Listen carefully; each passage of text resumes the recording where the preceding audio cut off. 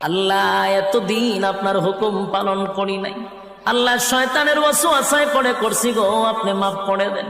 চোখের পানিগুলো ছেড়ে দিয়া যদি আল্লাহর দরবারে আপনি দরখাস্ত করেন, আমার আল্লাহ বলেন বান্দারে যৌবনকালে যদি একবার ডাক দেস, আমি 70 বার বান্দা তোর ডাকে জবাব দিই।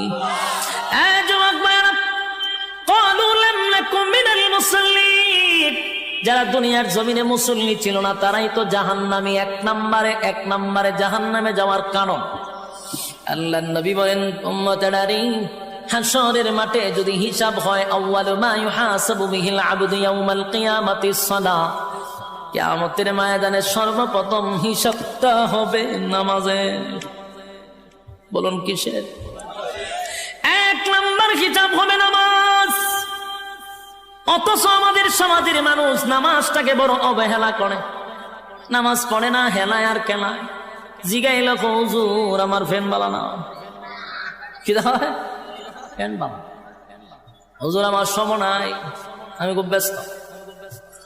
আল্লাহ বলবে বান্দারে সময়ের মালিক তো আমি, রাইতে দিনে 24 ঘন্টা সময় তো আমি দিছি, আমার দেওয়া সময় কেন আমারে দিলি না? মন গড়া জিন্দিগি কেন চানাইলি? আমার দেওয়া সময় কেন আমারে দিলি না? ইমাম সাহেব মাদ্রাসার মুহতামিম যদি বলে আসেন না নামাজে যাই, উত্তর দেয় হুজুর সময় নাই।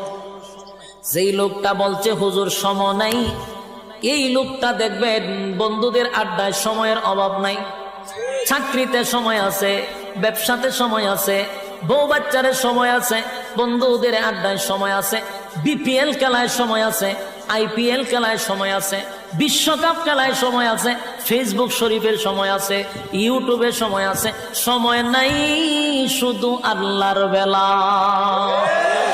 আল্লাহ বলে বান্দা শুন,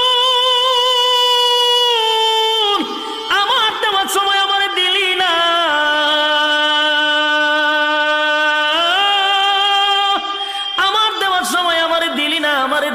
আমারে দিলি না। 1 নম্বর কারণ হবে জাহান্নাম। ক্বালু লাম নাকু মিনাল মুসাল্লিন, জাহান্নামীরা চিৎকার দিয়া বলবে ও জান্নাতীরা, জাহান্নামে আসার 1 নম্বর কারণ হলো ক্বালু লাম নাকু মিনাল মুসাল্লিন, তোমরা মুসল্লি ছিলা, আমরা দুনিয়ার জমিনে মুসল্লি ছিলাম না, তাই তো জাহান্নামে আসছি। জাহান্নামে আসার 1 নম্বর কারণ হলো নামাজ।